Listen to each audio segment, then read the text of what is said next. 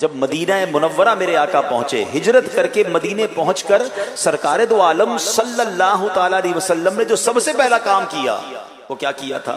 وہ مسجد کی تعمیر کی تھی۔ اور وہ مسجد کیسی شاندار مسجد ہے کہ وہ اسلام کی سب سے پہلی مسجد ہے۔ قرآن کہتا ہے یہ وہ مسجد ہے جس کی بنیاد ہی تقویٰ پہ رکھی گئی ہے۔ اس مسجد کی تعمیر میں صرف صحابہ کرام نے حصہ نہیں لیا، خود نبی پاک علیہ الصلوۃ والسلام اپنے صحابہ کے ساتھ پتھر اٹھا اٹھا کر اس مسجد کی تعمیر میں حصہ ملاتے رہے۔